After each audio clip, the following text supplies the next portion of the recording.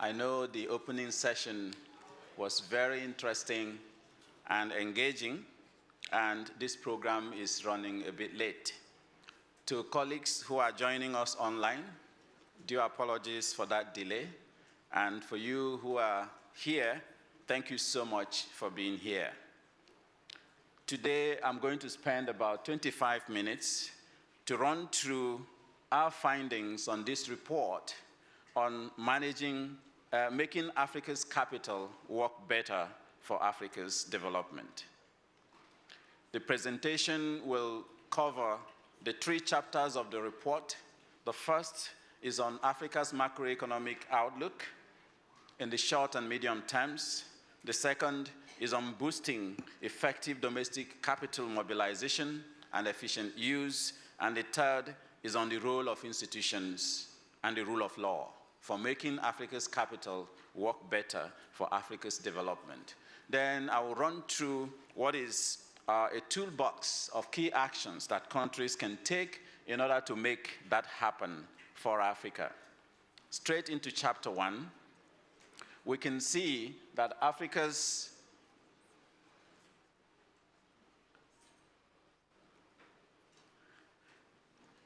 Please, can you put back the PowerPoint again? Thank you. We can see that Africa's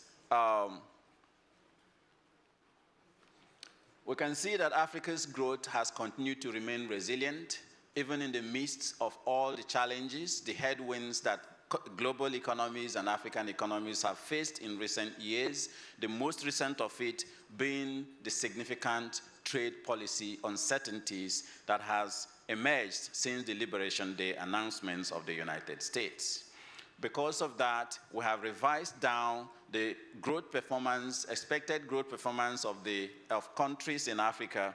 On average, our GDP growth is expected to now be 3.9% in the year 2025 and 4.0% in 2026, reflecting a 0.2 and 0.4 percentage point reductions, downgrades from what was estimated in our macroeconomic outlook reports in January because of the challenges that we're seeing, the uncertainties created by the trade tariffs that we've been talking about.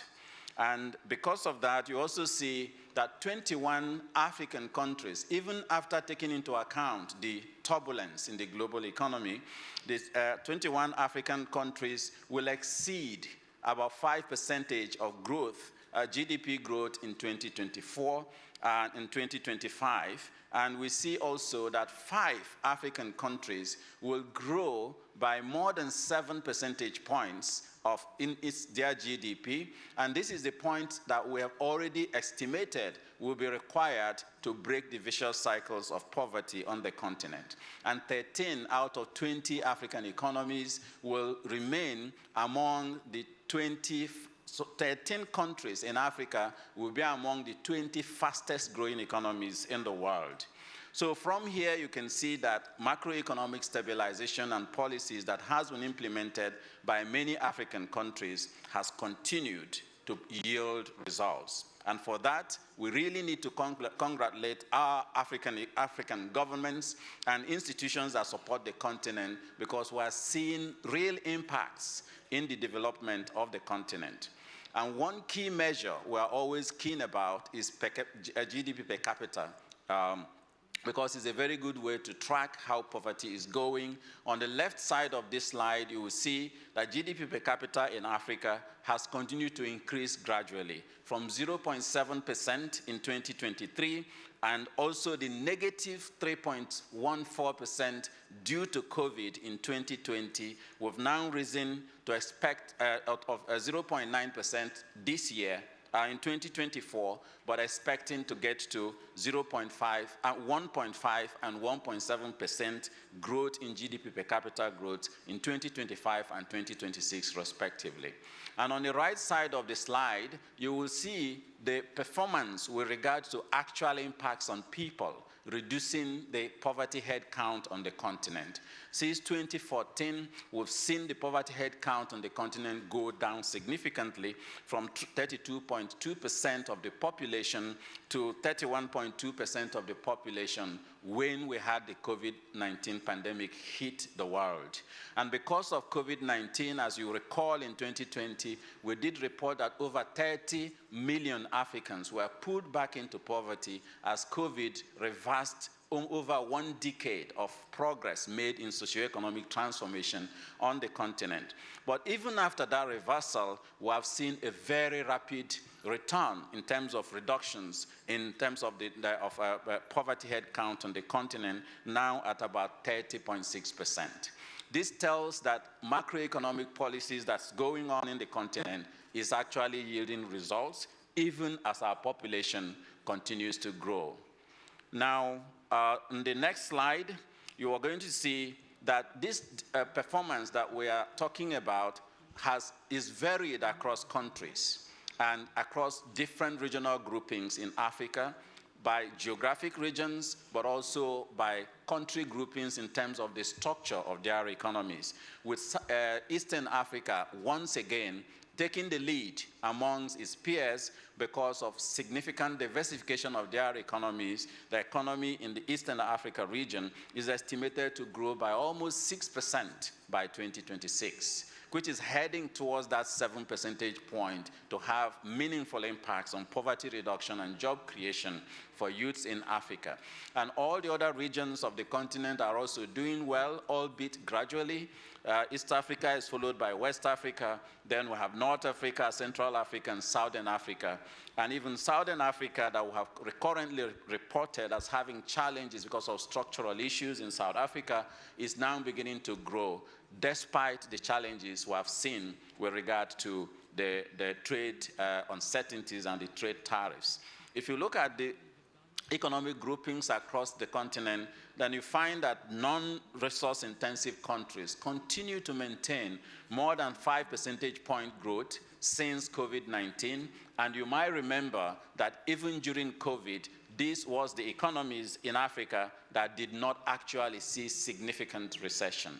So again, something going on with how we relate with natural resources, which is one of the part of the themes of this event, of these meetings, on making Africa's capital work better for Africa's development. But the significant challenges in our macroeconomic fundamentals continue to remain, but even there, we see a mixed picture. Several countries have recorded significant progress, and on average, inflation, which reached 18.7% in 2024, is now heading downwards. So we predict 13.7%, 13.8% in 2025, and going down to below the double digits in terms of getting inflation down to 0.9% in 2026.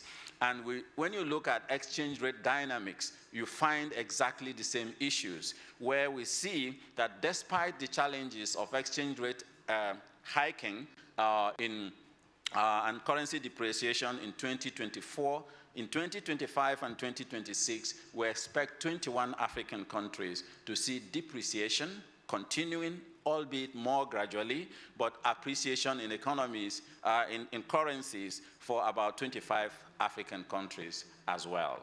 So again, even in the macroeconomic dynamics in Africa, we are seeing some significant changes. But again, debt and the debt dynamics in Africa continue to remain a policy concern. But when you look deep, it is not because Africa is borrowing more. It is because of the structure of the African debt. It's also because of transparency and accountability, and also the capacity of countries to be able to manage debt for growth in terms of focusing on debt productivity, not debt for refinancing debt, which is now happening a lot on the continent. But one point I want to raise is the issue around the cost of capital on the continent. This is a subject we have always raised in our AEO report. And when you look in the structure of Africa's debt, you see that one of the drivers is the changing the structure of the debt more to commercial creditors. We now see that debt refinancing in Africa, which will this year cost Africa about 89 billion US dollars just to refinance, debt to service existing debt. 53% of that is for private creditors, because private credit. Private loans are always shorter terms, higher interest rates, often more opaque than if you are borrowing from the Paris Club Group and also MDBs. And our estimates actually do show that African countries are paying 500%, and I hope it sinks, 500% more in interest rates when they are borrowing from private creditors, from commercial creditors, than when they are borrowing from multilateral development banks, such as the African Development Bank or the World Bank, and so on. And this already tells us that for us to make debt work for growth in Africa, there needs to be a stronger African Development Bank, a stronger African Development Fund, a stronger African Development financial institutions that will help to mobilize concessional resources, low-cost resources, but longer-term loans that can be used for doing longer-term development planning and implementation over the long run. And this next point we have there is that external service for debt is crowding out fiscal resources from the usual governance of countries to deliver on education, to deliver on health, and deliver on all those. That black line there is the rapid rise in the cost of debt, which is because of the changing structure of debt, but also the risk perceptions that we have always talked about in Africa's debt composition. Now, when you look at this slide, we have seen this before in 2024. On the left side there, we see what we call the paradox in Africa's cost of debt, because Africa has been demonstrably seen as the least defaulting in long-term infrastructure financed projects over a long time of period that Moody's Analytics have tried to look into, at 1.9% default rate compared to 12.4% in East Asia. And even in developed countries, we have 6.6% in North America and 4.6% in Asia. But Africa still pays higher premiums for accessing capital. And again, this is not unique to Africa, because when you dig deeper, you'll find out what is driving it is poverty. And on the right side of that slide, you see a perfect correlation between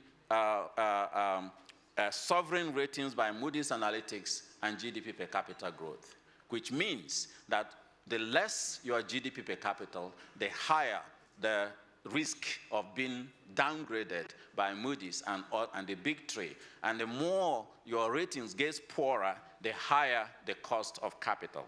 So again, that's a challenge that we need to continue to watch. And that is why in one of our recommendations, we are pushing very strongly for the reform of how risk ratings are done, because if we can't continue to discredit the poorer countries where the returns, the risk-adjusted margins for investments is proven to be much higher for the world and for all the investors themselves. But amidst that, we are seeing a more worrying challenge that concessional financing and access to grants that helps many African countries to be able to do development is dwindling. Despite the rebound in external financial flows we saw in 2023 because of portfolio flows that went from negative to positive, even in 2023, we already saw that FDI declined by 3.4%, ODA by 3%, and diaspora remittances by 6.2%.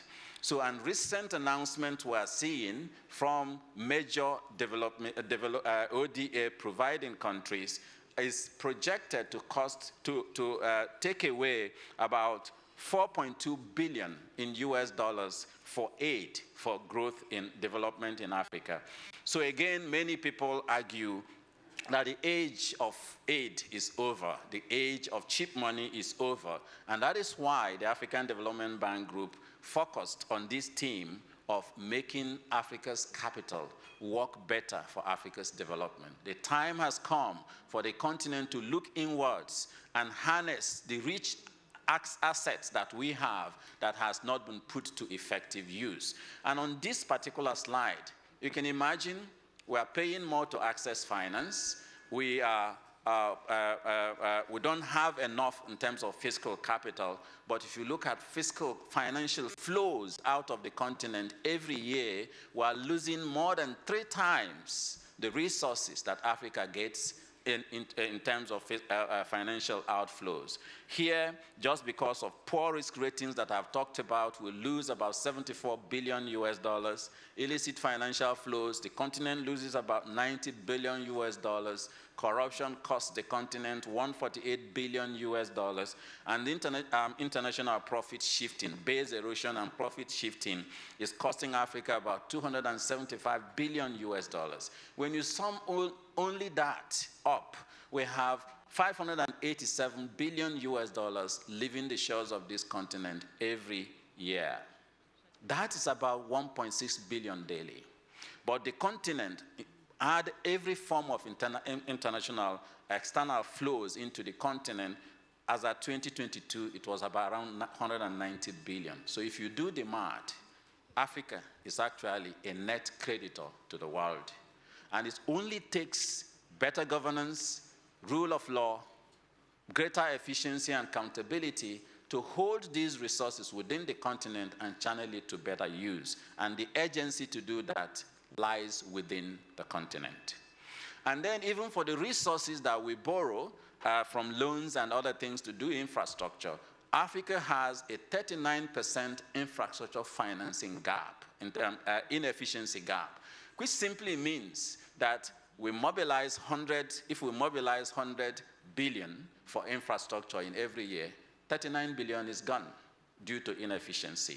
And actually, looking at the actual figures of infrastructure financing in Africa, our estimates is that finance inefficiency in financing infrastructure on project selection, project preparation, portfolio management, procurement, and other things costs Africa about 106 billion US dollars every year.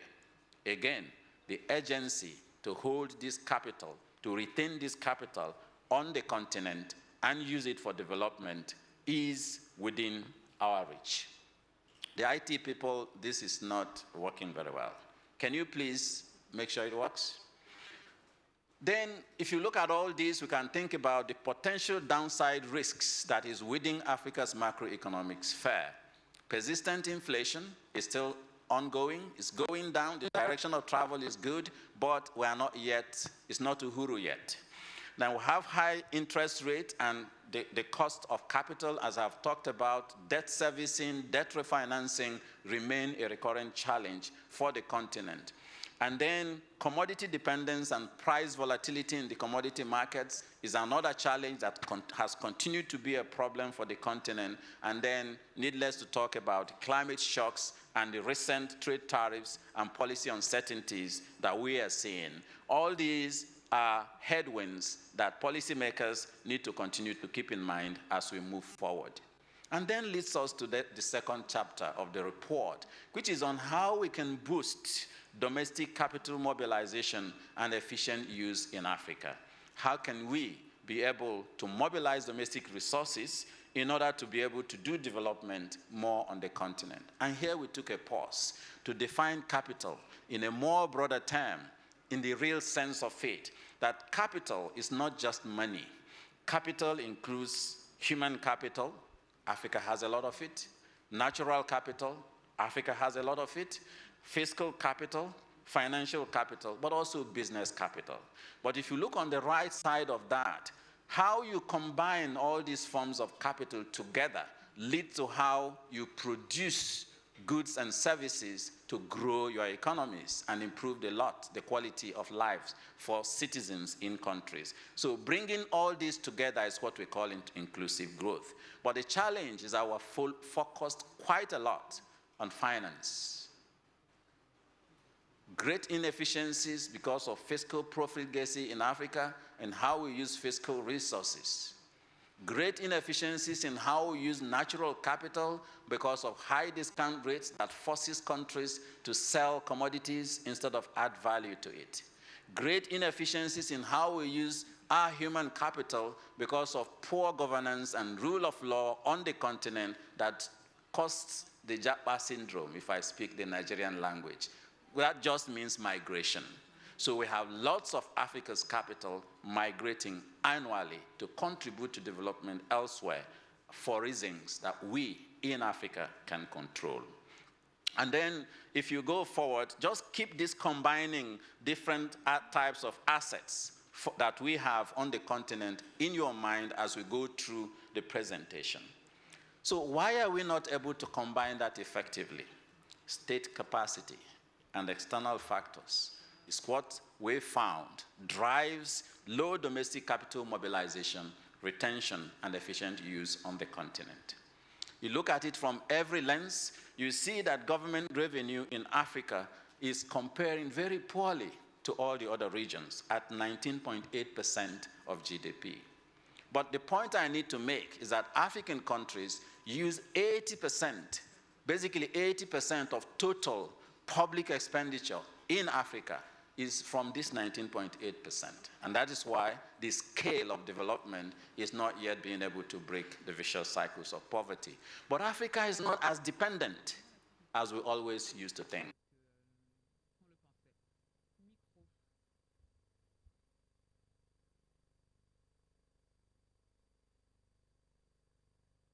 Because only 20% of Africa's public finances is coming from the external sources.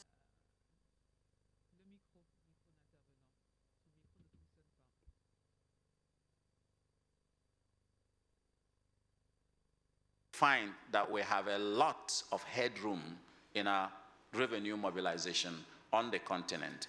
But to give an olive branch, the hope we find is that when you look at the right figure there, you'll find that there are countries in Africa who already understand how to do this and are even exceeding their peers in other regions. Countries like Lesotho, South Africa, Morocco, and many other countries are performing at par with regard to revenue mobilization.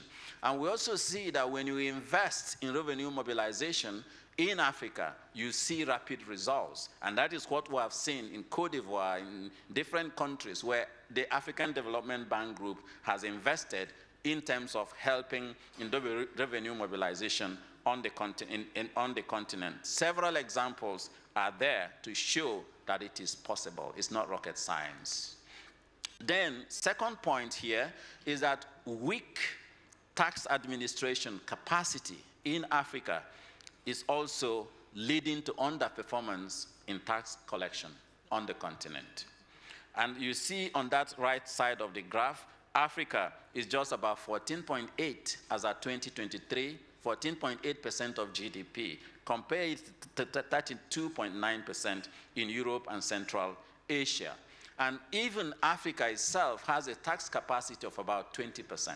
So we still have a lot of headroom to do better in collecting revenue without increasing tax rates on the continent. It's just about efficiency in administration of revenue collection. And you will see some recommendations on how to deal with that.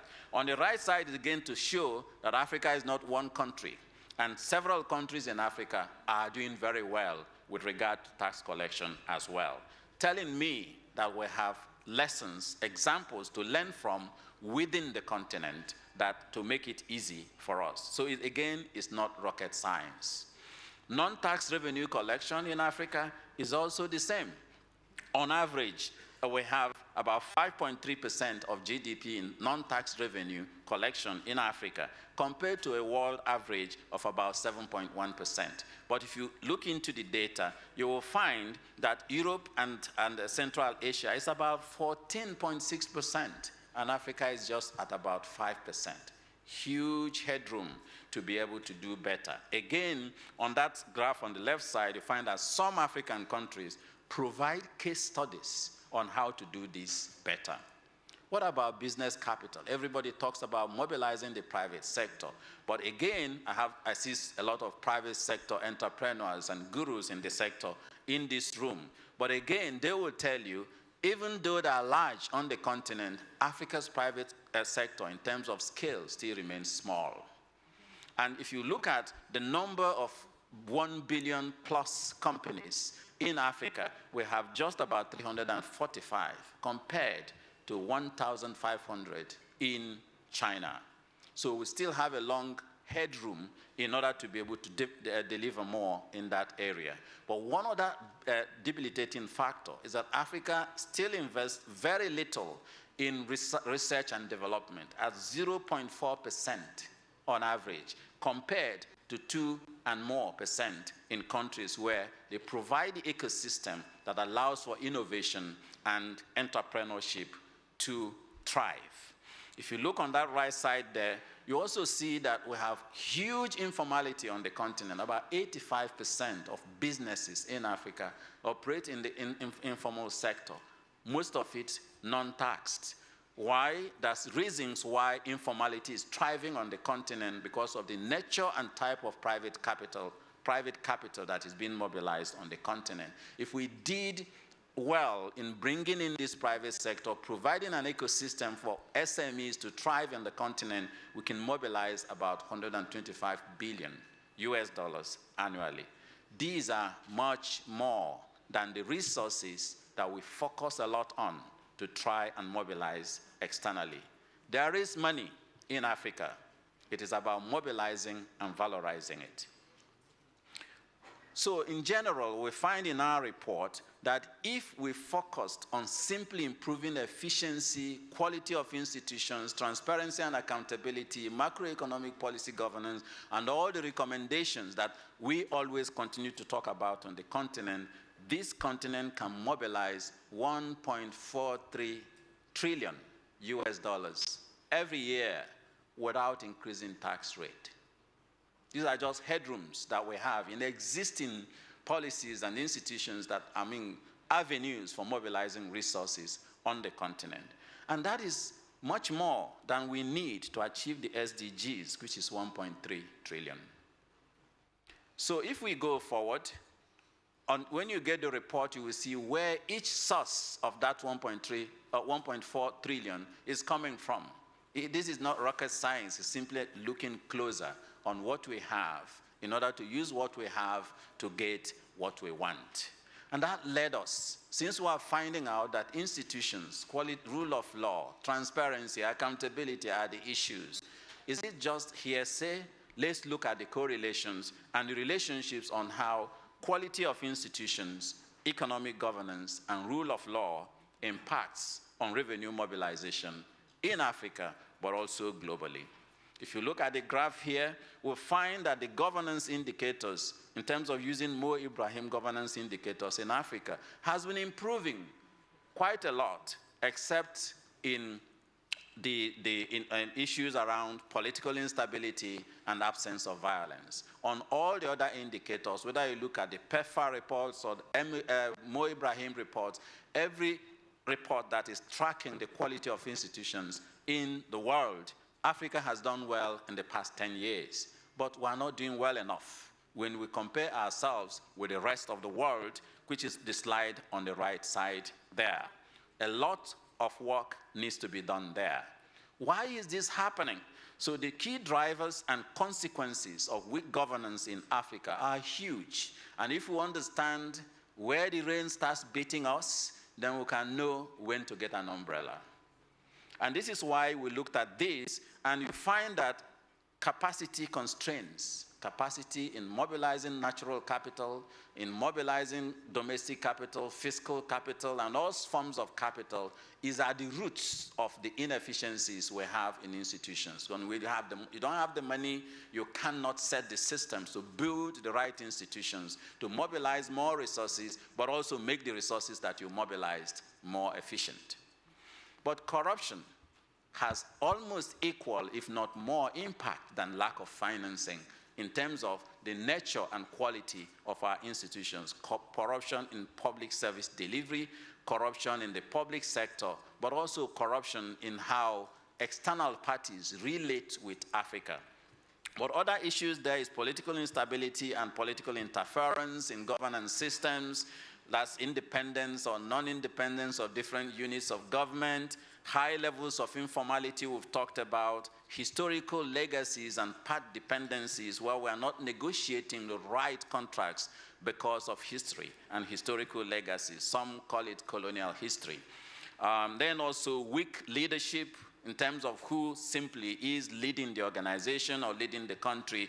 And all these lead to state capture And because of state capture, we have lack of public trust among citizens, so they don't pay taxes. We have low tax and non-tax revenue because of poor, weak administration capacity, and we have fiscal profligacy and poor public financial management. We have high risk perception and cost of capital, not because of perception alone, but also because of real challenges in the governance and stability of economies, but we also have base erosion and profit shifting by international and corporate organizations, abuse of power and illicit financial flows, and corruption.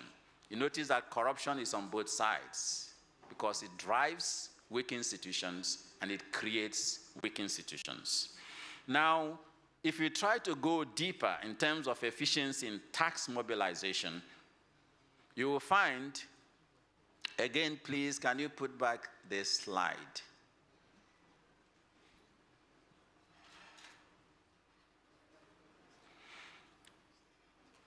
So you will find that governance quality has very direct implication on efficiency of resource mobilization, whether it's domestic or external. So when we talk about dwindling aid, dwindling FDI, dwindling remittances and portfolio flows, governance quality of countries we see is very directly related with it. The better governance you create, the more capital flows to your country. Transparency, accountability, control of corruption, property rights, and rules-based governance also have very direct implications on domestic and foreign revenue mobilization, especially in tax and non-tax collection. And because of this, it is only simply because when you have all these qualities, you create market stability, political stability that allows countries to, investors to believe in you and invest in your countries. So governance quality and tax revenue are very highly correlated. So if you improve effectiveness and the quality of controlling corruption, you increase tax revenue. If you also, but one thing we find as countries that have natural resource rents will have an inverse relationship with tax revenue. So more natural resource and focus on natural resource rents is actually a challenge for many African countries. So put together, state capacity, state capture is at the roots of poor mobilization and utilization of resources in Africa, because it creates the elites will now negotiate preferential laws and regulations, tax exemptions, privileges, and so on. This is what I call the neocolonialism effect. Then we have monopolistic and oligopolistic competition emerging that creates weak property rights and high political risks, and that crowds out SMEs, and they all go informal because they don't trust what is going on in the government. And then corruption, tax evasion, all these things is just a vicious cycle. And these are things that can be handled from within the continent. It's just the political will to try and do that. Please change the slide. This is not working. Can you be changing it from there? So we go to policy recommendations. Next, please. On policy recommendations, we find that for the short and medium term, macroeconomic policy management remains key. How do we coordinate fiscal and monetary policy in the continent? Fiscal prudence, governance, and institutional reforms remain key, and also preemptive debt restructuring and decoupling our mindsets from aid and debt from consumption to focus on debt productivity is a key aspect. But in the medium term, we need to deepen regional economic integration and trade. We also need to leverage the ACFTA. We already have the instrument. We need to implement local content and franchising policies to allow us to add more value to our resources, but also preferred procurement to create domestic demand in the continent, and also strategic partnerships that can mobilize development finance from our partners. Next, please. And domestic revenue mobilization and retention remains a major issue we need to focus on, and different aspects. If you go back on tax revenue, we have a clear toolbox of what countries need to do in order to mobilize more tax revenue, but also leverage the resources within the continent. On efficiency in productivity for natural and human capital, there are several things that we need to do, but focusing on natural capital accounting and upgrading our systems of national accounts alone can hugely increase GDP growth on the continent. We already released a report on this, but also we need natural resource ownership. Quite a lot of times we talk about resource potentials on the continent, but who owns those resources? Have we signed them away to foreign firms? And, you know, I don't need to go too much into that. But we need also to improve transparency and accountability in how we use our natural resources to become more accountable to citizens. On human capital, we need to scale up appropriate education, and our emphasis is on appropriate education that feeds into the needs of the businesses in those countries, the needs of government and productivity on the continent. But we need to focus a lot more on leveraging the diaspora. If I just spend 1 minute on this. Africa's diaspora rose from about 19 million in 1990 to 48 million in 2024. And we have seen that consistently, remittances is the most steady and counter-cyclical source of resources for many African countries. Estimated to rise to 283 billion by 2030. And if we have clear and well-crafted policies, it can immediately rise to 500 billion today. So how we relate with our diasporans is very critical in terms of how we are going to be able to move this forward. We need to deepen integration and strengthen financial institutions on the continent. On regional integration and economic integration, I won't talk so much about it because we have discussed that in last year. But we have the ACFTA, we have several instruments that we need to continue to leverage more and more in order to deepen integration on the continent. But we can't have integration when Africans can't move from one country to the other. We can't have integration when the cost of travel between the continent, you would prefer to go to London or go to the US. So we need to continue to invest in the high-five sectors, in transport and regional corridors and so on and so forth. You get the report, you will see the details on key growth drivers on regional integration we need to invest in. But we also need to strengthen Africa's development finance institutions. You have already seen, if you're borrowing from the African Development Bank Group, you pay 500% less than if you are borrowing from the capital market. So it's not rocket science. A bigger African Development Bank Group, a bigger African Development Fund, a bigger Africa 50, and many of our African institutions will deliver more development to the continent. But we also need to establish the missing ones, like the Africa Financial Stability Mechanism or the African Monetary Institute, to help support the continent on debt refinancing, but also on price stability across the continent. Because when you look into the countries of the continent, a lot of these are already happening in some countries. It's just for us to learn from each other and scale it up. And that can happen. So next slide. And here is my final slide on what actually is like what the president calls changing the Intel inside, the software that drives all these things we are talking about. And that software change needs to happen in Africa, African leaders and African citizens, but also in African development partners. For African leaders and African citizens, we need to strengthen African unity. True African unity, where an African and factors of production can flow freely from one country to the other. We need to make sure that we have a stronger African Union that is able to bring political stability and one voice for Africa on global issues. We need to implement the ACFTA.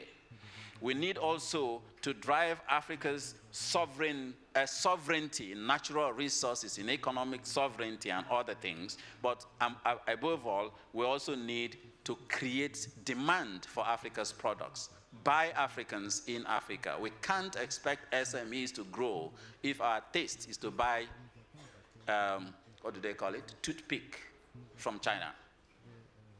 If you don't buy African products, there is no way, it's not rocket science. African entrepreneurs will not thrive.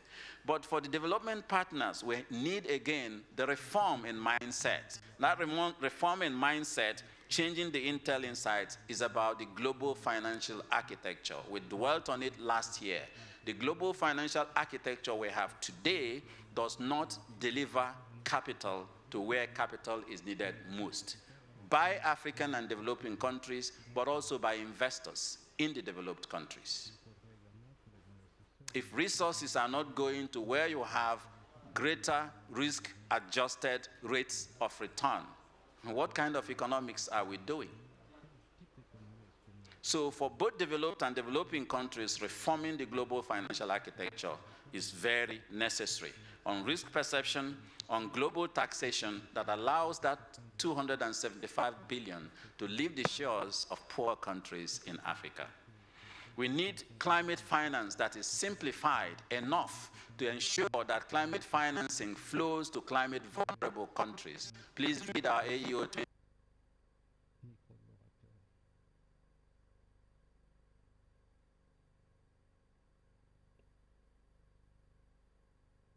We can't achieve our global climate goals if we continue that way. Base erosion and profit shifting needs to stop, but we also need to continue to provide concessional financing, because we see that only that can actually drive development for a longer term. I hear a lot of conversation of private sector coming to the rescue. Private sector does not come to do development. I'm sorry. Private sector comes for profit. And when private sector comes for profit, interest rates will continue to go higher, and African countries will remain locked in a debt conundrum. So we can't replace public resources with private resources in development. Both are important. But public resources should be used to leverage private sector more, using de-risking instruments and several innovations that the African Development Bank and others have been leading. But we also need to move from an extractives for export agenda to a win-win agenda that delivers growth in countries that are natural resources rich, high profits to investors that come to invest in those resources, but also reduces the global carbon footprint of trade. What we have now of mining resources from Congo and taking it to China or US or anywhere else to produce is 3 times more in terms of the cost of production. But it also has huge carbon footprint in those products that we are going to produce and then send back to sell to Congo and many African countries. So achieving inclusive growth that drives global sustainability, reduces climate change, but delivers on what we all care about, poverty reduction, jobs for youths and women, and other things, is possible, but we need to change the Intel inside. We need to work together to have a good handshake of equal and productive partnerships with the continent. I don't believe that aid leads to growth, but I don't believe that aid is not necessary for growth. It is. But it is how it is delivered and how it is utilized. So we need to work on cost of capital. This is central, because the cost of even climate finance is crowding out fiscal sustainability on the continent. Countries borrow to do climate adaptation, and the cost of refinancing those debts crowds out investments in health, investments in education, investment in resilient infrastructure, and so on. We need to collectively work together to change the Intel inside. Transparency and accountability is a buzzword in all these discussions. On debt, I sit in many discussions, it's about debtor transparency. What about creditor transparency? We need transparency on both sides if we are actually going to be able to drive better efficiency in how we move resources forward. Like base erosion and profit shifting, that is the largest leakage of resources on the continent. It can't happen from one side. We need cross-border capital flows that is more affordable, cheaper, and more transparent on both sides as well. But we also need global peace and security. We cannot continue fighting wars and expect development to happen. There cannot be development without peace.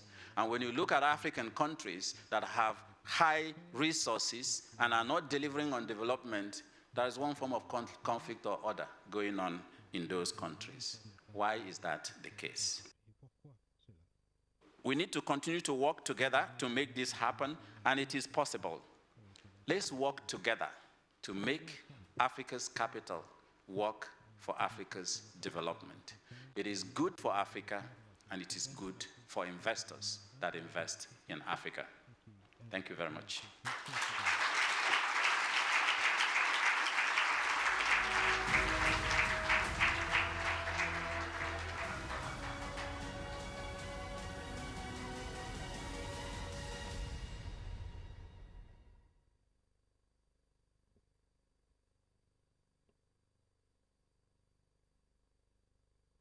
Insightful and very rich presentation.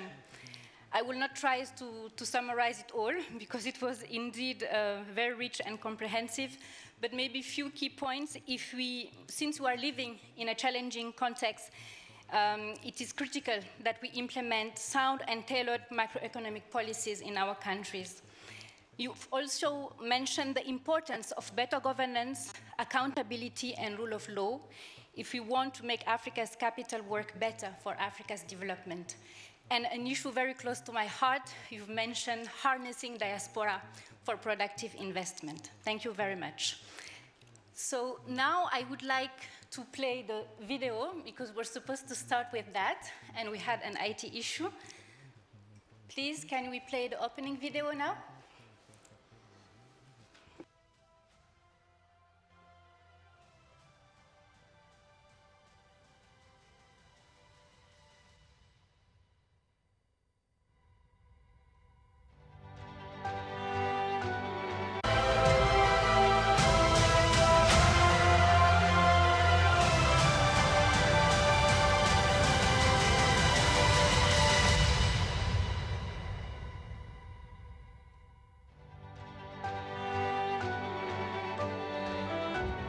With all the minerals we have, oil, gas, metals, forest resources, carbon resources, and everything that we have, it's indefensible that Africa is poor.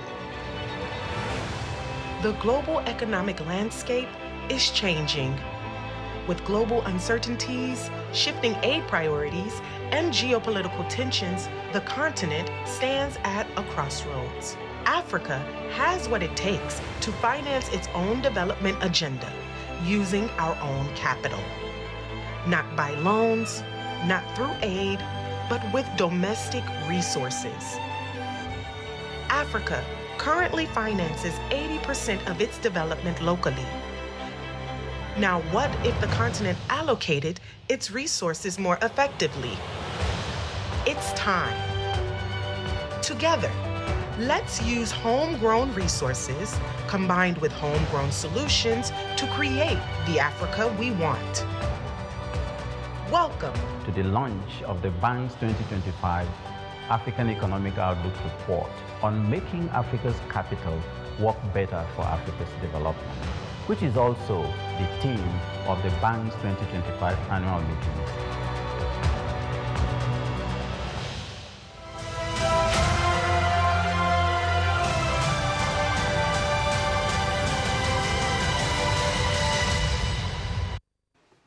Thank you very much.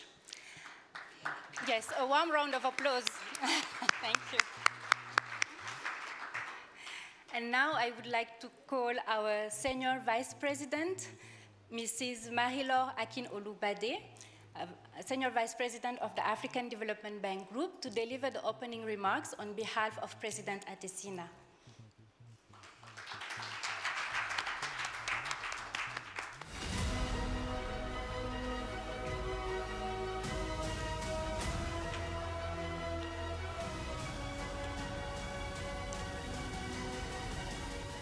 Merci beaucoup, Linge. And good afternoon, everyone. On behalf of President Adesina, My role was to welcome you, but I see that you are all comfortably seated, and I hope duly challenged by the very insightful presentation by Professor Orama. And like you, I agree, nothing of this is rocket science. So let me go back to my script. Good afternoon, everyone. The African Economic Outlook Report is our opportunity to analyze and project economic growth trends for Africa, to assess the pace of structural transformation of countries, and to evaluate the effects of global dynamics on African economies. The African Economic Outlook Report 2025, you have seen it, shows that 21 African countries are projected to achieve real GDP growth rates of above 5%. And this is despite the challenging global context. And Africa accounts for 13 of the 20 fastest growing economies in the world. Clearly, better macroeconomic policies and stabilization efforts are really showing good results, and they are showing up the resilience of the countries, of the economies. And in the face of global dynamics of tariff, the debt, and the decline in official development assistance, it is absolutely imperative and urgent, more than ever, that Africa focuses more on domestic mobilization of resources. And this is why, as you have heard, the theme for the African Economic Outlook for 2025 is making Africa's capital work better for Africa's development. The report, you've seen it, and you will read it. Report lays out a raft of areas for expanding the mobilization of capital in Africa. And let me just cite a few of those. Transitioning African businesses from the informal sector to the formal sector by simply simplifying business registration procedures and tax filing processes as well, we've seen it can generate $125 billion in new revenues annually. Similarly, securitizing remittances through diaspora bonds can equally mobilize about $30 billion annually. Improving the overall governance holds one of the best ways to generate revenue. Indeed, ending illicit capital flows will generate approximately $90 billion annually, and ending profit shifting by multinational corporations will add $275 billion annually in revenues, and let Africa stop being a net exporter of capital, as Professor Orama told us. So ending corruption will add about $148 billion annually, and this represents 25% of Africa's GDP. This is huge. This is simply huge.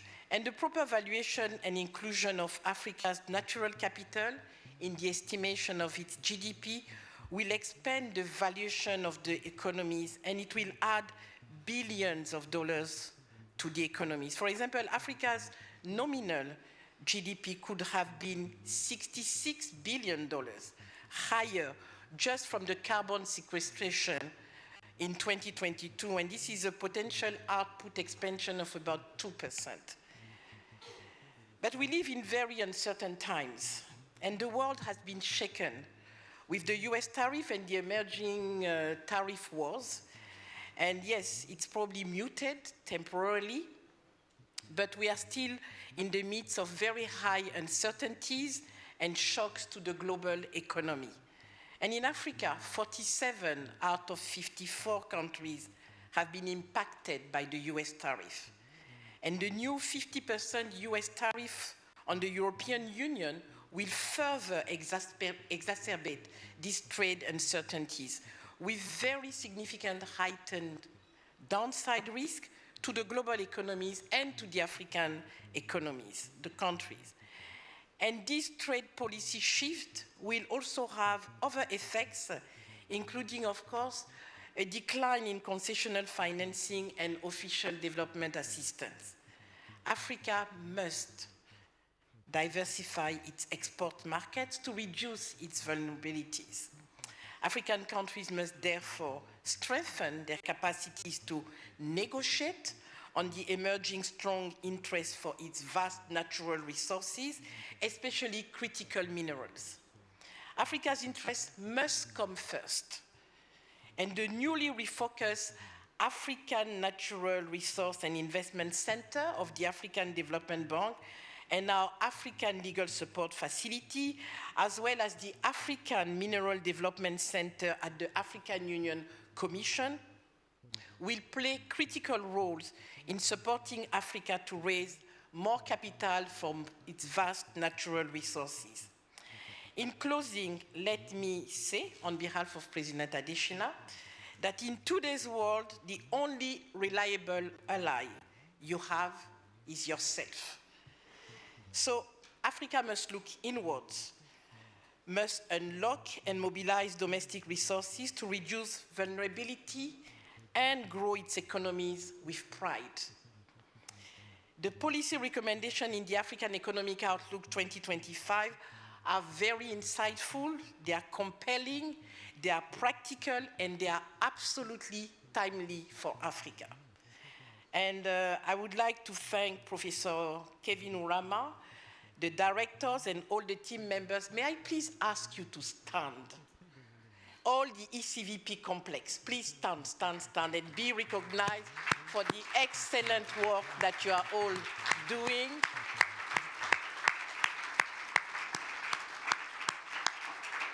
Professor Urama, you and your team have, and you've gotten us used to it year after year, you have really produced an excellent African Economic Outlook report, and the President and all of us are extremely proud of the quality of all our knowledge products. So thank you very much, and do enjoy the report.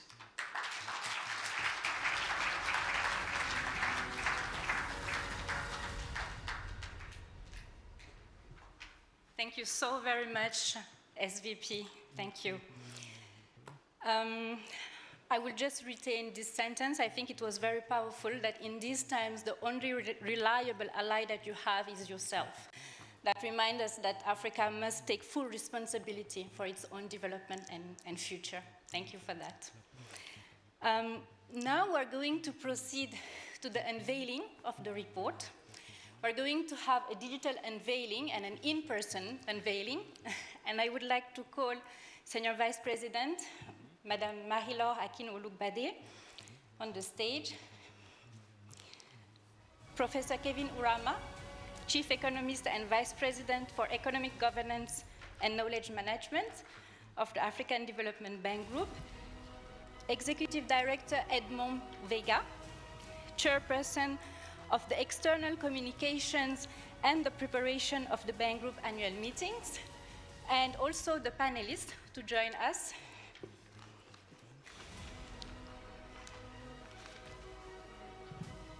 Mr. Alain Ebobisse, CEO of the Africa 50 Group. Mr. Bolaji Balogun, CEO of the Chapel Hill Denham. Mr. Roger Stewart, Regional Representative of the EIB in Côte d'Ivoire. Mrs. Boatumelo Mosako, CEO of the Development Bank of Southern Africa, and Dr. Baba Moussa, Executive Director, West African Institute for Financial and Economic Management. Please, if we can bring the report.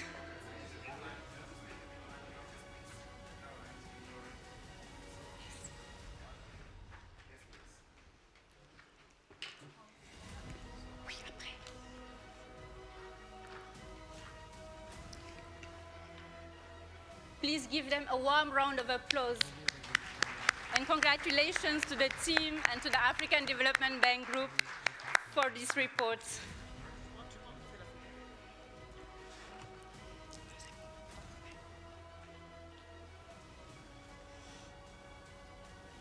Thank you very much.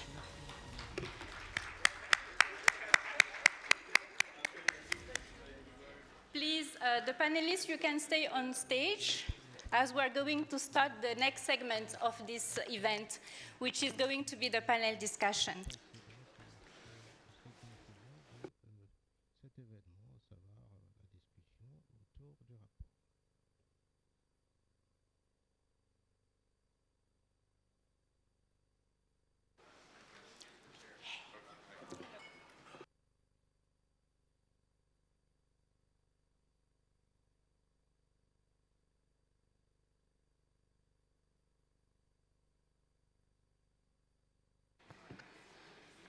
First of all, let me thank you all very much for accepting to be part of this panel discussion. I will maybe reintroduce you very quickly. We have with us today Mr. Alain Ebobisse, Chief Executive Officer of the Africa 50 Group, Mr. Bolaji Balogun, Chief Executive Officer of Chapel Hill Denham, welcome, Mr. Roger Stewart, who is the regional representative of the European Investment Bank in Côte d'Ivoire, Mrs. Boatumelo Mosako, who is the Chief Executive Officer of the Development Bank of Southern Africa, welcome, and Dr. Baba Moussa, who is Executive Director of the West African Institute for Financial and Economic Management. Welcome to all of you, and thank you again for your presence.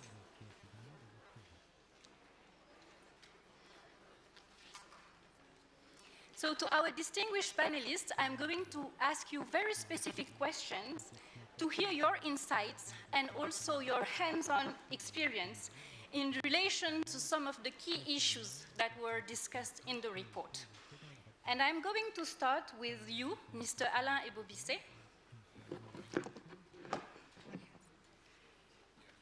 Thank you. And this question is about the importance of asset recycling. Asset recycling offers huge potential to help reduce Africa's infrastructure financing gap and lessen the continent's dependence on tied project aid. Yet, the use of asset recycling remains low on the continent. Given your institution's experience, how can we best engineer asset recycling to free up funds for critical infrastructure development on the continent? Yeah, thank you very much. First of all, I'd like to express my gratitude to the African Development Bank for inviting me to speak on this panel. Hopefully my mic is working. And also, I like to say that I'm really extremely supportive of the theme for the Africa Economic Outlook, making African capital work better for African development, because it's extremely important. We are not going to achieve a sustainable development of the continent without having a substantial focus on mobilizing domestic and regional resources for Africa's development. Now, the good news for us is that there is a huge amount of resources that are managed by African institutional investors. According to the African Development Bank, I believe over $2 trillion of assets under management by African institutional investors. I think it's $2.4 trillion. And if we're able to figure out a way to channel some of those resources into funding African development, I think we're going to do quite a good job. Now, what do we need to do that? We need to offer the right product to those institutional investors so that they can feel comfortable investing in those products. So asset recycling is one such product, where basically we are working with governments to look at commercial assets that have been financed by governments. Those commercial assets could be concessioned out to Africa 50 and others, and then the proceeds of the concession would be used to fund new assets. What we would then do, we will bring institutional investors from Africa and globally to invest in those recycled assets, and this is how we managed to really put together the asset recycling program of Africa 50. Now, why is it that it hasn't been adopted widely? Just because it is a relative new instrument for the continent. It has been used in other continents, but in Africa, we started to promote asset recycling about 3 years ago. I like to mention and express my gratitude to President Adesina because he was one of the key supporters of asset recycling. He supported us at Africa 50. We worked with the bank to do asset recycling work, and we completed our first transaction in recycling the Senegambia bridge. And the Minister of Finance of the Gambia is here. He's a very happy man because he received some money out of a bridge, and now he's one of the biggest promoters of asset recycling. Now, we're talking to a number of countries. Essentially, asset recycling is a way to manage the debt of government who have asset where the money is immobilized in the asset as opposed to keeping the money in the asset. You can monetize that asset, but the proceeds of the recycling should then be reinvested in new assets. So my view is that as we continue to promote the successes of asset recycling, we're going to have a lot more adoption, and indeed the African Development Bank can also help continue to push that financing techniques, and we hope that it will be a bit more adopted. Thank you very much, and thank you for being so concise. Thank you. And of course, I mean, we've addressed infrastructure financing through asset recycling, but I think it's also vital that we have a broader perspective when it comes to development financing. And then this leads me to my next question on African capital markets, and the question is for you, Mr. Balogun. Your investment management firm is a strong believer in the power of developing capital markets to fuel long-term economic growth. What are the key policy actions needed to overcome the fragmented nature of Africa's capital markets? And how can we ensure that within the continent, investors are able to trade, but also take advantage of investment in capital markets outside their primary jurisdictions? Thank you very much. Firstly, thank you to the African Development Bank for inviting me here. I'd also like to thank Professor Rama and his team for an excellent African economic outlook, and in many senses, you've provided the segue into most of the points that I'll touch on. I'd like to slightly alter the question you've asked me and really focus on what are the 6 or 7 key things that we can do to make Africa's capital markets finance Africa's development.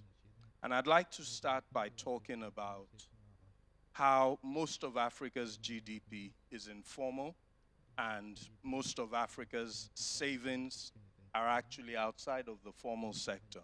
The LSC just finished a study in the DRC which suggests that about 6 times, or the informal economy in the DRC is about 6 times the size of the formal. The order of magnitude across the rest of Africa could be very, very different. But I would imagine that in most countries, because what we describe, or what OECD economies describe as informal markets, actually is our own traditional paradigm of markets, and we should start thinking about them as formal.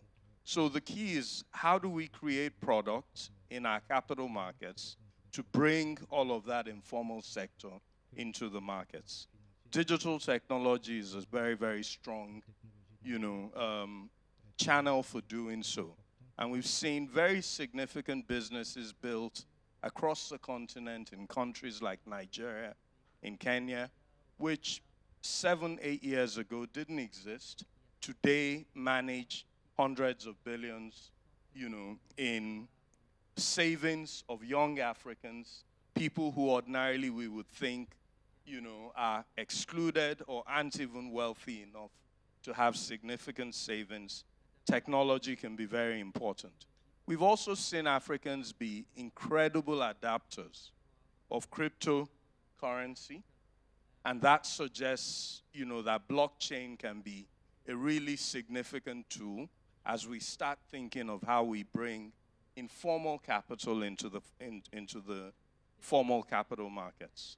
I think one of the other elements we need to think about is how we create capital for diaspora, product for diaspora.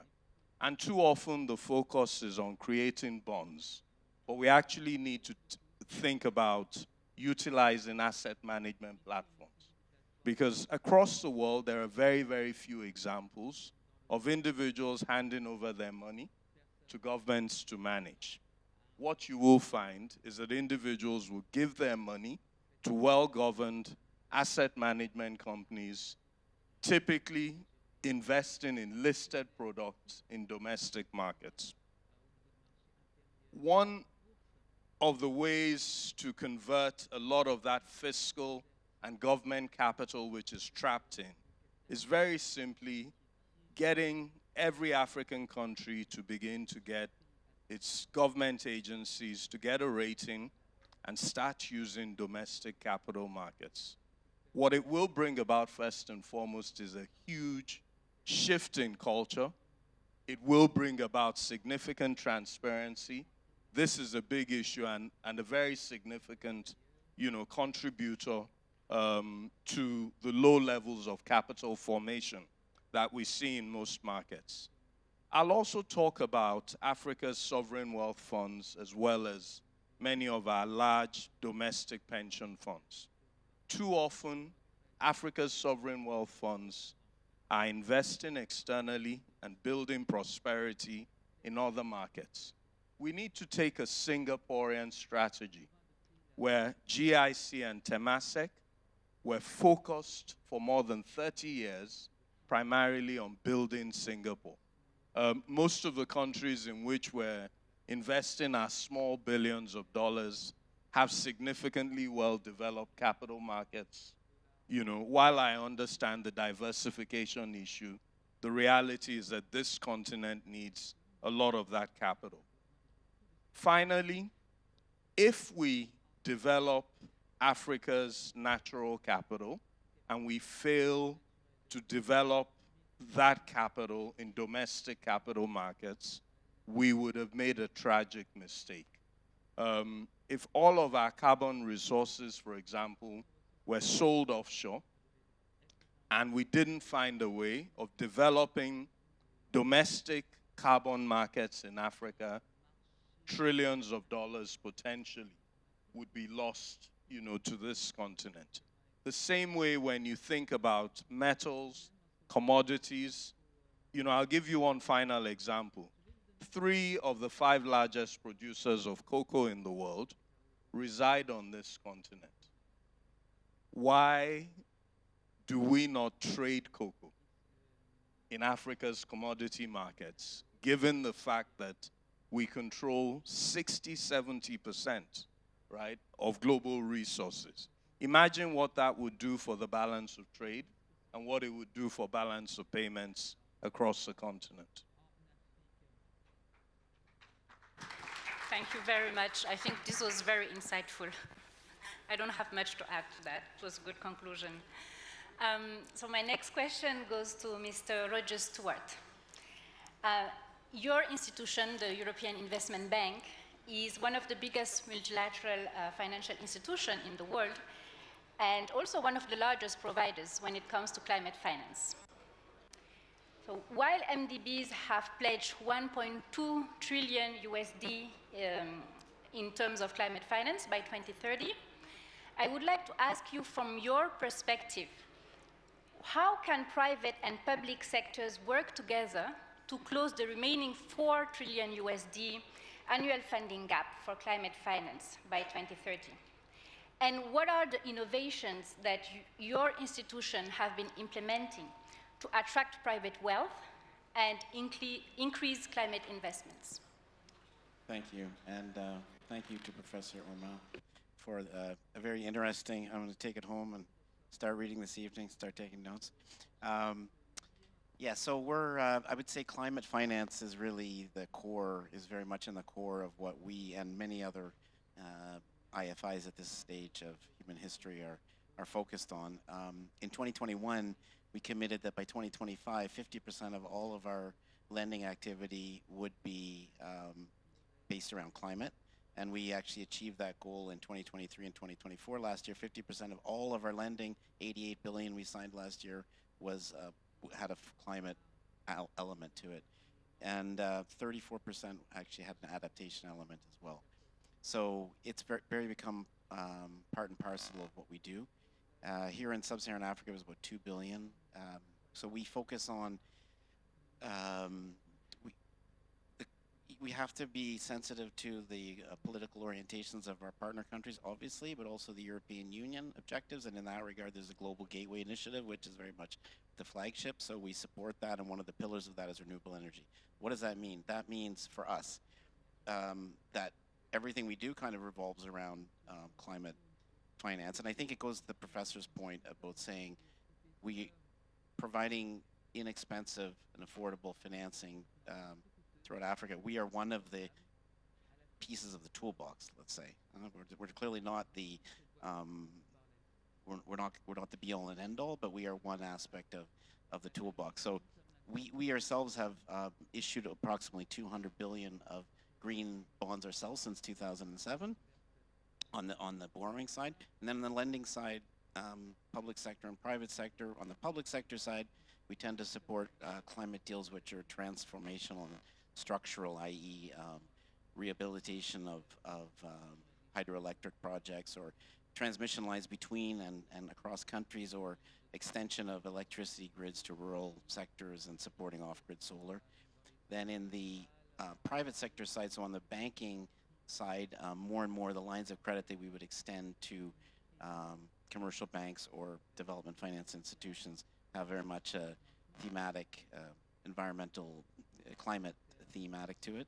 In that regard, I'd mention 200 million line of credit we extended to our friends with DBSA to support their embedded generational investment program, which is aiming to support 1,200 megawatts of solar energy in South Africa.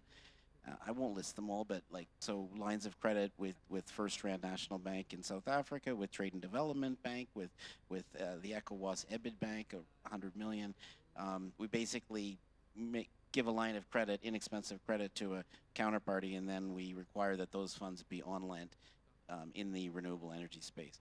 Then we also provide, we invest in infrastructure funds, which then invest in, so there's the African Finance Corporation's Resilient Climate Fund. We gave them 52 million to invest in. And then finally PPPs, where we support project finance transactions in things like Nactigal or Kikot in Cameroon, or the IFC scaling solar. Now that's kind of what we do. So we're, as I said, we're one piece of the toolbox, but what are kind of some things that we could, where's the innovation? I would talk about three examples. One is the Global Green Bond Initiative, where the idea is that we're in the process of constituting this. It's a €3 billion fund. 1 billion will be public sector money, so that's us and another like Agence Française de Développement and others, which are supported by a counter guarantee from the European Union. So there's going to be $1 billion of public sector money, and then that public sector money will act as a first loss piece within the fund, so that private sector, the alliances of this world, or wealth funds and such, will put their money in because they know they have the first loss piece. So that's you're attracting $2 billion of private capital, and then the fund will invest in bonds that are green, with the taxonomy and such. And those, but it will only invest 25%. It will only purchase 25% maximum of those bonds.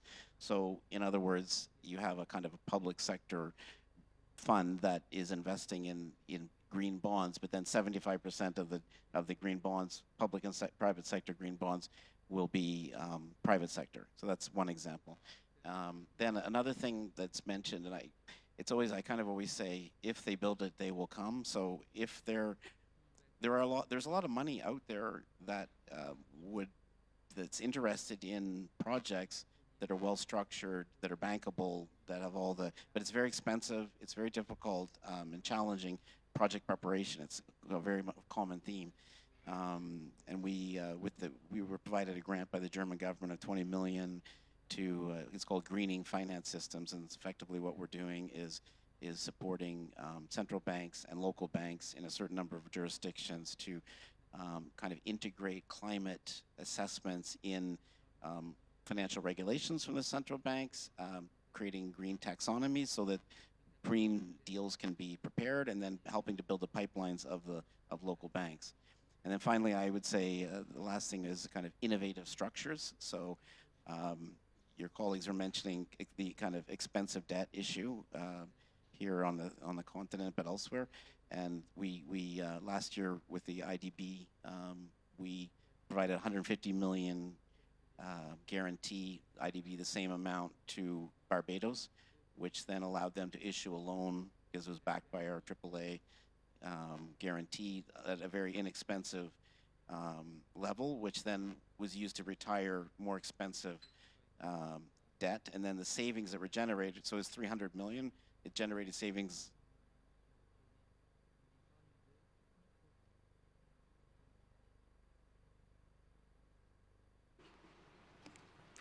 $125 million, and a portion of that is then used to reinvest in projects which are sustainable. So those are some examples I would give. Now we are in Ivory Coast, so if I may, le père fondateur de la nation, Félix Houphouët-Boigny, he basically said, you know, man has gone to the moon, but has not yet, cannot make a flame tree or a bird song. And so let us take care of our countries and try to ensure that we don't long or yearn for the bird song or the flame tree, le flamboyant, in the future. Thank you. Thank you very much, and thanks for the anecdotes at the end. I think from your response and making the link, you know, to the efforts to mobilize both private and public funds for climate, but for development in general, it is also important that we explore the role of regional cooperation and resource integration while we do so. And this really gives me the perfect transition to Mrs. Mosako. As a major development finance institution in Southern Africa, which is a region with many resource-intensive countries, what is your institution's view on developing regional resources value chains through cross-border industrial hubs? What strategies are you implementing to promote the use of natural resources across borders to boost regional industrial growth?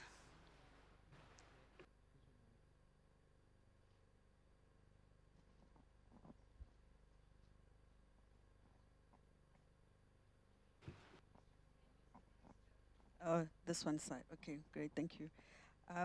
Firstly, I'd like to express my gratitude and appreciation to my brother, Professor Kevin, for the report that was launched today, and the insights into your team as well. You know, when I was reflecting on what you were saying, and the number that comes to mind is that that real GDP growth number that is just above 2% for Southern Africa, when Southern Africa is resource rich. And when you look at how the world is talking about critical minerals and having strategies for critical minerals, yet a bulk of those are actually sitting in the region. So we sit with a great opportunity to then say, how do we turn that 2-point-odd real GDP growth, triple it over the next few years, and what is it going to take?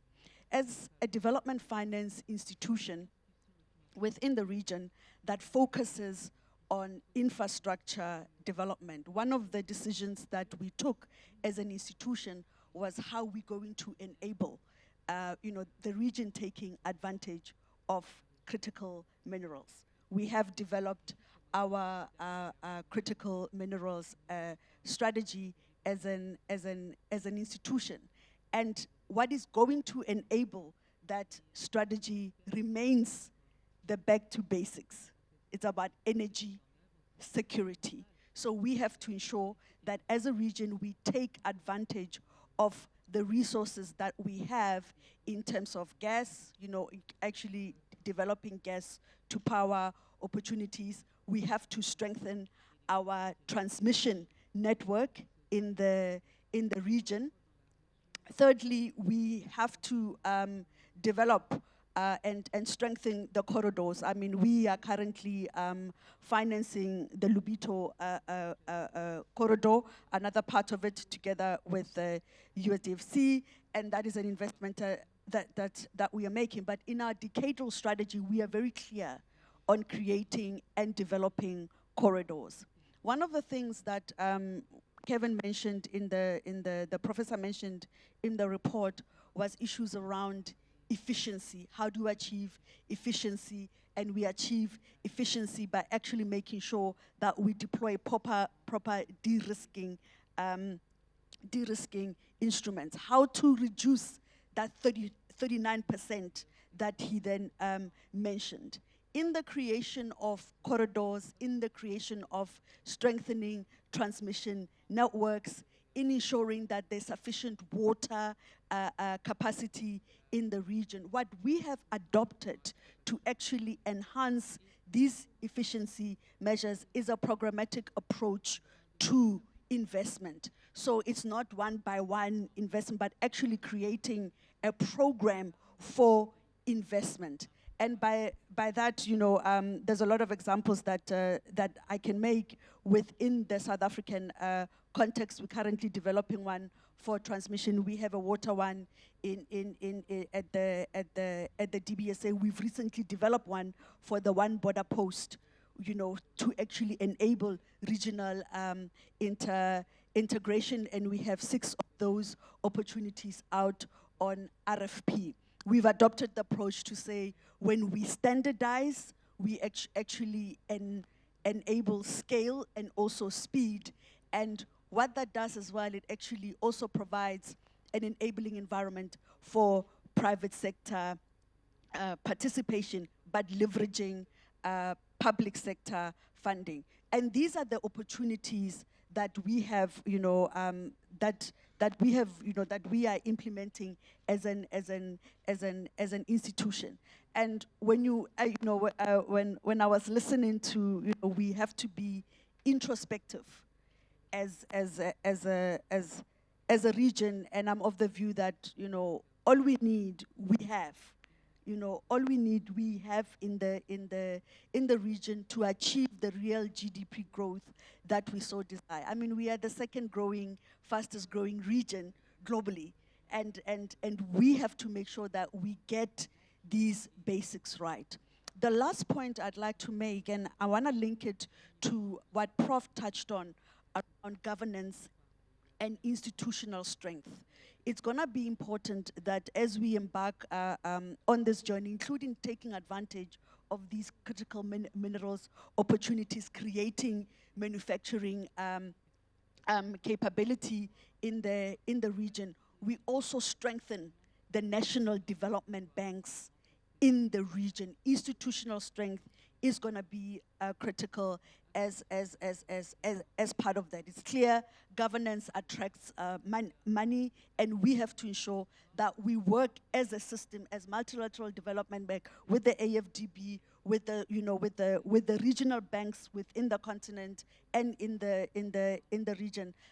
That we work towards a system where we also strengthen the public development banks, so the national development banks in those countries, by actually, you know, providing instruments in terms of technical support and capital as well. You know, as an advocate for national development banks, I mean, we are a national development bank, but we do not only operate in South Africa, but we operate in sub-Saharan Africa, and as an institution that has strong governance, we have seen the benefits of, you know, having a strong governance system, because we have managed to mobilize funds globally. I mean, including mobilizing from institutional investors. From, for instance, we did a transaction from the US, and the funds were provided in our own local currency. The last thing that I'd like to mention, that for us to also, you know, embark on this journey, it's also going to be critical for for the AFDB, the multilateral development banks, to actually make a commitment on providing local currency financing to the national development banks. Thank you. Thank you so very much. I think it was very rich, and I really like the emphasis you put on, putting more importance to the local solutions and the local financial institutions, such as the national development banks, with a regional perspective. I think this is very important, and it's true for Southern Africa region, but for all other regions of Africa as well. Thank you for that. And my last question now goes to Dr. Baba Moussa. Africa holds sizable yet underutilized sovereign wealth funds and pension funds. The African Economic Report states that mobilizing just 1% of pension fund assets from Africa's 6 largest economies could yield 70 billion USD annually, offering great potential to finance development and grow financial markets. So how can Africa ensure that it is able to tap into this pool of institutional savings and scale up investments in bankable and profitable projects? Thank you. Let me start by thanking Professor Rama Chika for this excellent presentation, and of course for touching so many of the things that we've been actually, discussing in Africa, and for bringing them out so eloquently in this presentation, and his team, of course. Regarding your question, I think the first thing that I believe we can do as Africa is to strengthen the enabling regulatory and policy environment. If we strengthen that, clearly we need clear investment guidelines. Some of the regulators really need to come out or at least reform some of the outdated investment guidelines and rules that we have across African countries. If you look at the investment guidelines, governing sovereign wealth funds and pension administrators, most of them limit their investment to low yield investment in government funds. And if we reform that, that will allow the pension administrator or the pension funds and the sovereign wealth fund to actually have a leeway to invest more on infrastructure, on green bonds, and other development agenda. So we really need that to be. We need reform in the laws. Then also adopt what we call the risk-based supervision in terms of addressing these issues. We are currently, locked in what we call the rigid asset allocation rules. That's what guides most of the investments in pension industry and the sovereign wealth fund. We need to adopt the risk-based framework as we see in the OECD countries. That really gives the sovereign wealth fund opportunity to actually, invest in a proper investments that can bring development into the region. Secondly, I think we also need to enhance the bankability of the project. Clearly, as Professor Chika pointed out in the report, weak project preparation is a key barrier to development. And with DFIs, development finance institutions, and government in Africa really need to scale up the PPF to at least support feasibility studies, let them support also financial modeling that will really provide the sovereign wealth fund opportunities to invest. And finally, also let's also adopt what we call the revenue guarantee and de-risking instruments in our model of operations. By this I mean that we should try to introduce instruments that gives minimum guarantees, introduce what we call political risk insurance, another form of insurance that will help lower passive risk and crowd in capital in our investment. I also thirdly want to advise that one way forward is to create a dedicated infrastructure investment vehicles in our countries. If we have national infrastructure funds, this can act as intermediaries between pension and sovereign wealth funds and then projects that are offering professional investment management, due diligence, and pipeline developments. If we have those kind of projects, I think that will also help. Additionally, we can also, have a regional pool of funds. That actually has been highlighted in the report. Pooling assets across countries via, let's say, African Union, the ECOWAS or SADC, and another regional economic community can really overcome the challenges of small and fragmented markets that we've been experiencing in Africa. And to also quote the 2025 report, we need to improve transparency, governance, and build capacity of our fund managers. That will really help. We need to also finally promote policy alignment with political commitment. What I mean is that national development plans need to be anchored or align fund investment with national and regional development priorities. That will give legitimacy to some of the projects.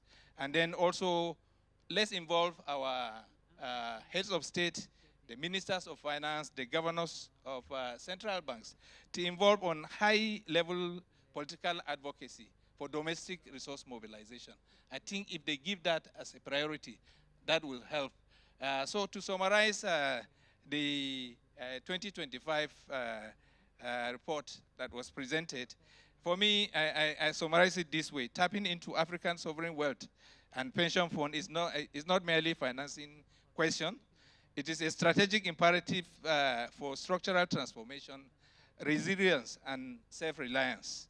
So with the right policy architecture, risk mitigation tools, and investment vehicles, Africa can channel its own institutional savings into productive, high-impact investment. This will not only reduce reliance on volatile external capital, but also deepen financial markets and stimulate inclusive growth in Africa. That's my summary of the 2025. Thank you so much for this response and for the summary. I really wanted to continue this conversation because this has been fascinating, and I'm having the feeling that we were just touching on those, it's the start of a conversation, I would say. I only wish we had more time to continue this discussion, but I am sure we will have other opportunities to do so. Maybe before we conclude, allow me to quickly summarize in few points the main key takeaways from this discussion. So first, asset recycling can be a very important tool, a way to manage debt. However, we will need to scale up its use across the continent. Second, developing Africa's capitals means also developing Africa's capital markets. Third, while we leverage both private and public sectors, we need to have a mix of instruments for climate finance. And fourth, we have to take advantage of the resources that we have and implement the right policies to be able to make Africa's capital work for its development. And the regional perspective would be very important here, but this regional perspective would be based upon the local solutions, such as the National Development Bank. So local financial institutions have to be part of the solution. And fifth, we need to enhance the regulatory environment to both tap into the resources from sovereign wealth funds and pension funds. And again, Mr. Musa, you've highlighted the importance of having a regional approach while we do that. So with these words, I would like to really thank our distinguished panelists for their excellent and thoughtful contribution. Please give them a round of applause. Thank you so much. And I would like to thank you, really. It has been a pleasure and an honor for me to be part of this event, and we can take a group picture. I wish you all a productive rest of the day. Thank you. Thank you.